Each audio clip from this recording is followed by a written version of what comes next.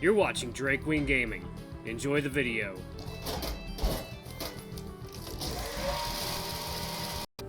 Hey guys, Nary here from Drake Wing Gaming. Some of you know me on Twitter, The Gaming Dragon. Today I'm coming at you another Let's Play episode of Fueled by Insanity.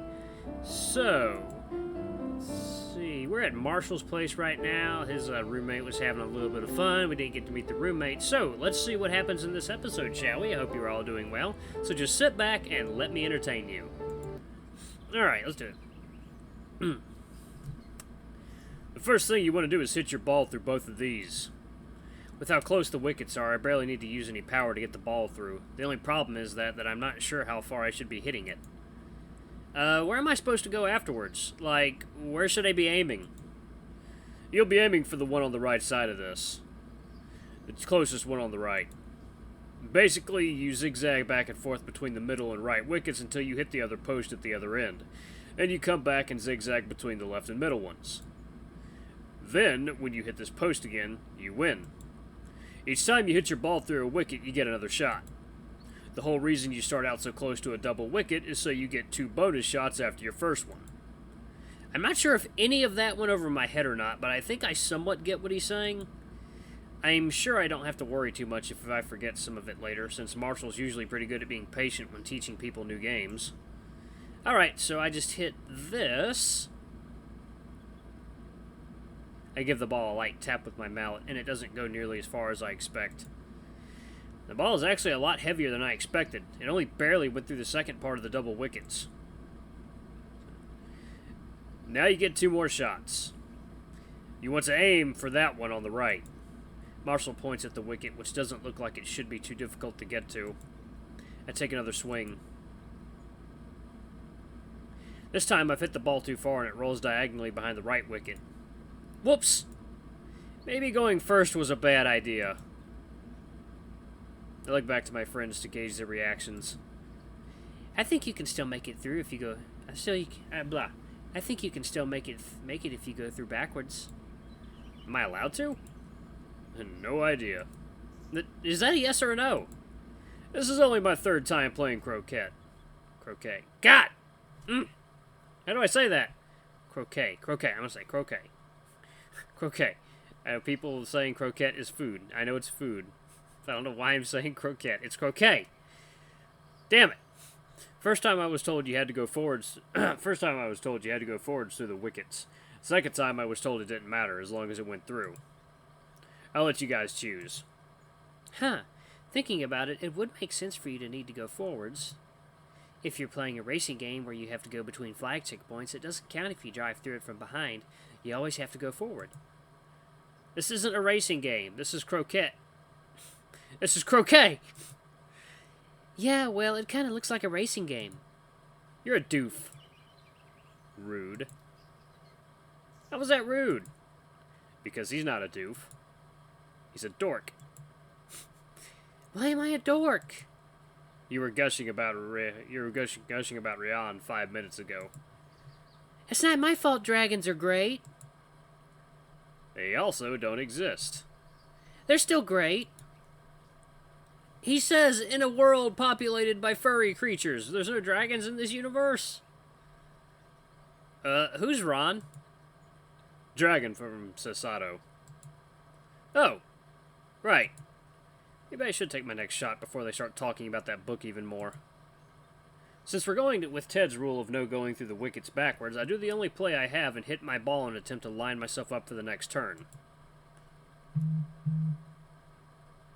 Thankfully, my shot does just that. I should easily be able to get my ball through the wicket on my next turn. Not bad. My turn now. Marshall places his green ball down in the same starting area mine was originally at. He then takes a swift shot to start off. Rather than paying attention to the shot, I instead begin to space out. I've never been very good at staying focused on any kind of game where everyone takes turns. Board games tend to be especially bad for me since it's easy to doze off while sitting down. At least with this, we're standing, so it's not as easy to accidentally fall asleep. A few more swings go by and I snap back to it, seeing that Ted's turn has already come up and he's hit his ball into mine. Thankfully, it hasn't knocked my ball very far away from where it was. Something's supposed to happen when I hit another person's ball, right? Yes, sir. You have a couple different things you can do. Ted looks over my way when Marshall says that, making me nervous about what may happen. The first is that you can take 2 more shots. Oh, he'll get really far ahead if he does that.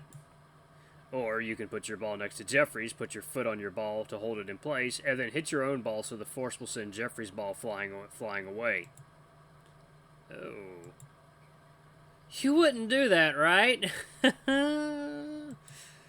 I don't know. I've got choices. Ooh, mischievous fox. Devious fox. Ted smirks, knowing he's in control of this game right now. I mean, Marshall's in the game too, but he's not the one I'm competing against.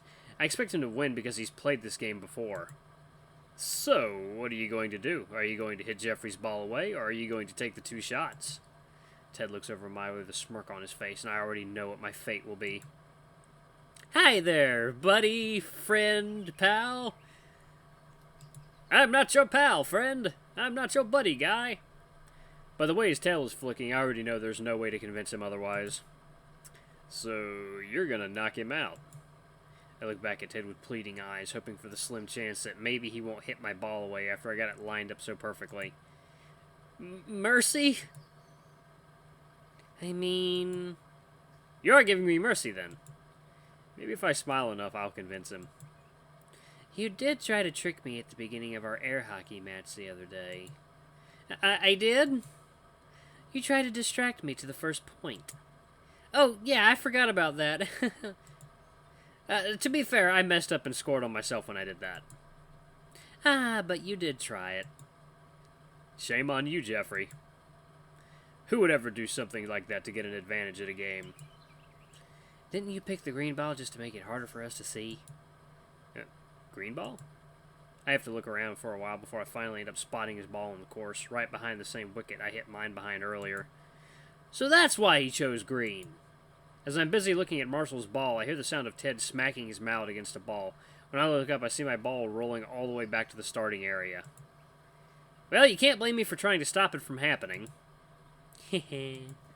Sorry, but it was the best play for me to take if I want to win. Oh, you think hitting me away once will let you win, huh? Uh-oh. He's going to go after you all game now, Ted. Ted simply nods as Marshall says that. Bring it. The entire rest of the game ends up being me chasing Ted's ball around the horse, hitting it away every chance I get. About halfway through, I give up trying to actually get through the wickets, since I'm having fun messing with Ted. Of course, he chooses to play along as well, and before we know it, we've lost track of where in the game we even are.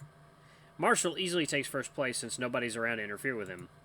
After he finishes, Ted and I finally start going through the course again. By the time we make our way back to the final double wicket, Ted messes up his shot, giving me second place as he takes last. Part of me wonders if he missed his shot on purpose, but I decide against questioning it for now. I think by the end of it, both of us stopped caring about who got what place. We had fun, and that's what counts.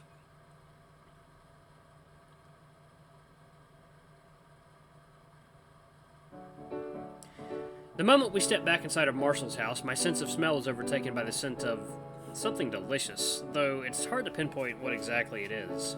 I'm able to smell rice, vegetables of some sort, and I also pick up a faint whiff of cheese. Is someone cooking? That smells really good. Ted sniffs around after I bring it up. Hey, that does smell good. That would be my roommate making something. He's here? I thought you said he was getting laid. Is he done that fast? The words leave my mouth before I even realize what I've just said. Wow, Jeffrey. I don't know who this is. Let me go back. Who is this? Alright. Well, hello to you too. Oh, he's right behind me, isn't he? I know I suck with first impressions, but I seriously have to screw up this one before even seeing the guy? I take a deep breath and turn around, hoping I haven't made myself look too bad. Oh, shit! This dude's huge! This is Marshall's roommate? He's, Hey, Benji. Okay, I definitely gotta do a big, a deeper voice for him. Hey. What a nice surprise. I didn't know we'd have company over. Marshall glances at Benji before walking over to the kitchen's entrance to peek inside. Uh-huh. So that's why you've cooked enough risotto to feed a whole family. Lucky timing. And you're not wearing a shirt because... it's a hot day today. No, it isn't. You do this every time I invite someone new over. Yeah, well, it's not every day I get an excuse to cook for people. You won't eat anything I make. I don't like rice, or mushrooms, or citrus, or anything tomato-based. You won't even eat hamburgers. Nothing tomato-based? Does that mean you don't eat pizza? Pizza's gross. Oh, I knew that was gonna happen. Shame! Shame! Shame! Whoa, whoa, whoa, whoa, whoa. Not liking mushrooms is fine, but pizza? I think we need to reconsider this whole friendship thing. Why do you say that, sir? I'll withdraw my statement if it means you stop calling me that. As fun as standing around and talking is, that risotto does smell really good. I didn't feel that hungry earlier, but smelling an actual home-cooked meal for a change is making my mouth water. So, you made food for us? Apparently my question gets a laugh from Ted. You really like getting food from people, don't you? Oh, why shouldn't he? Food is good. Food is indeed good. And food is still not the reason you've decided to go shirtless, Benji. Is there something wrong with showing off a little? And there it is. Finally got you to admit it. Oh, what can I say? You told me you had a friend coming over today. I wanted to make a good impression. It's a good thing I cooked extra since you brought not one, but two handsome boys over. Anyways, it should be just about done. I'll get some plates and serve you guys. I'll just eat a sandwich. Benji sighs. Of course you will. Dinner ends up being amazing. I had never had risotto until today, but it was fantastic. It was like a blend of goodness in every bite. Risotto is really good. I hadn't had food this good since my mom's cooking. It was cool getting to meet Marshall's roommate.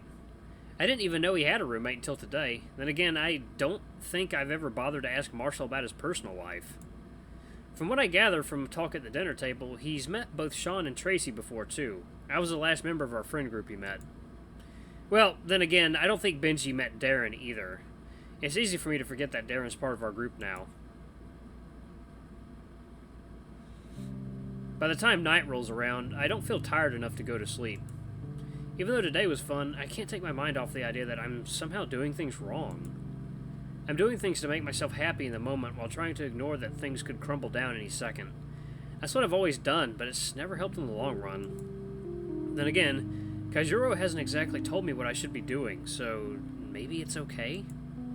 It has to be better than shutting myself off again. Right? I don't know what's right and wrong because nobody will tell me. Then again, I guess nobody can if I don't communicate, but that would be a bad idea. I huff, frustrated that I can't get to sleep or even decide if I want to. Sleep means dreams. Sleep means dream. Dream means Kaijuro. Kaijuro means dealing with old things I've tried to forget. I used to love sleeping, so I didn't have to deal with reality. Now sleep is the one thing that forces me to face it. Is everything okay? I look over at Ted, who's currently sitting in the chair in the corner with an open book in his hand. I almost forget he was here since he's been so quiet. Yeah, just stuck in my own head right now. Anything you want to talk about? That I want to talk about? I guess that I can talk about? No. Ted keeps his eyes fixed on me, I guess trying to work out what I mean. I worry that I may have said more than I should have, so try to change the topic. Back when my mom was around, I used to talk to her every night about how my day went. It was a way to organize my thoughts. She was always able to tell me if I was doing things right or wrong. I guess she was sort of my moral compass in a way. She always knew. I miss those nights. Ted puts a bookmark in his book before closing it and sets it on the shelf. I never did get close to my parents. They were there, sure, but they were usually busy with work and stuff. We also never really saw eye to eye. Sorry to hear that. It's fine, though, because I learned to decide things for myself. It didn't matter if they agreed, because they weren't me. But what if you end up doing the wrong thing? What if people hate you because you did something they didn't want you to do? Then too bad for them. As long as I do what I think is right. His eyes wander away from me as he trails off. You okay? Almost immediately he goes back to his usual chipper smile. Oh, yeah. Sorry, my mind sorta started to wander there for a second. I think getting to hang out with your friends is starting to make me nostalgic. But it's okay, because I'm happy where I am now. And there we go. Alright. That has been a new episode of Fueled by Insanity. I hope you guys enjoyed it. We got to meet Benji, a massive buff lion who can cook. Ooh, sounds like a man after my own heart. But anyway, guys, thank you so much for watching. Don't forget to like, comment, subscribe, and ring that notification bell to the next video. I love you all. I'll see you next time. Bye-bye!